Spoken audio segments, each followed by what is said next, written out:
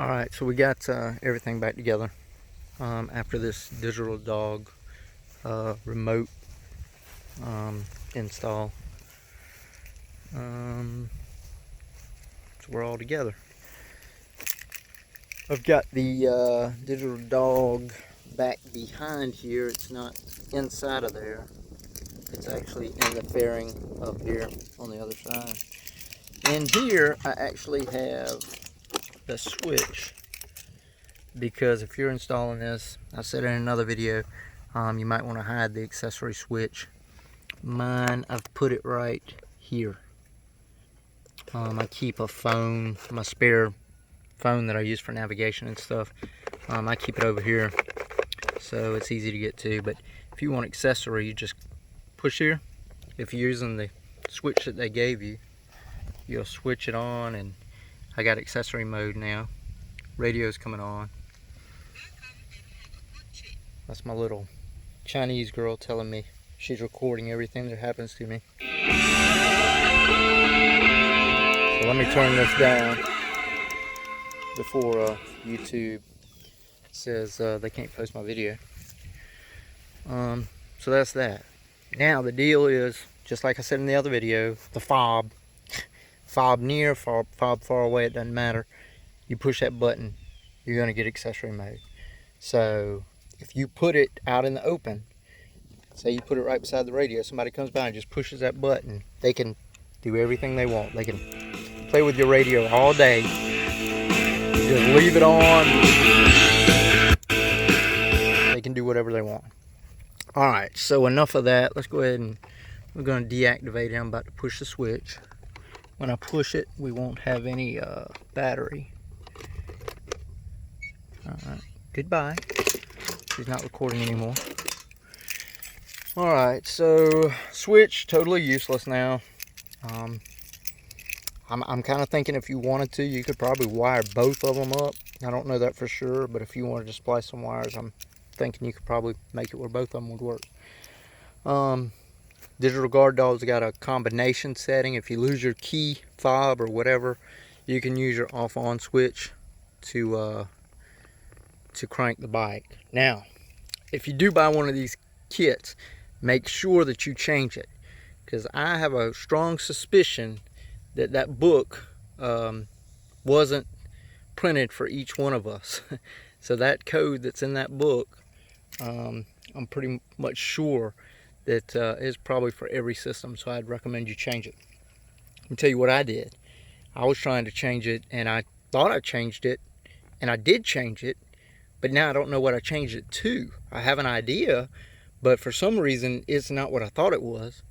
So I called them, and they're like, well, you're just gonna have to keep, trying to find it, because there's no way to reset it without finding it. So I guess that's my rainy day job coming up. Alright, so hopefully that'll help some of you. This is the fob that comes with it right now. And right now I've got it set up on push button to get the ignition going. Right now we're in off. We'll turn it on. And they come straight from the factory like this. So what we'll do, we'll go ahead and we'll push the button. Everything comes on. So we're ready to start the bike. To turn the bike off, turn it off. Not exactly sure how long you could turn it back on, but I've done a 10-second count, and basically I could still turn it on. So, nope, he's off now. Okay, so that's good. So maybe about 10 seconds or so, maybe it goes away. That's good. Okay, so now, if you want to change it to just the proximity, I'm near the bike, let's crank the bike. What you'll do is press this for 6 seconds. 1, 2, 3, 4, 5, 6. Let's try this again, because I had it in the on position. Let's turn it off a second. Let's leave it off. Let's leave it off and let's do it. 1, 2, 3, 4, 5, 6. Once it stops flashing, now press it 2 times. 1, 2, 5 flashes. Now it's in the proximity. Okay, so now as long as this fob's close to the bike, don't ask me how close, because I'm not sure. I'm not, or I shouldn't say how close, how far away. Not sure how far away. So if you got a group of guys all around your bike and you got your fob and you're way over here, you know, let's say you're this far, okay? Let's drop the key right here. We're about so far from the bike. Let's see if it'll crank. Yes. So if you're just, you know, hanging out with a bunch of guys, you know, then you need to probably put it in remote if you don't trust them.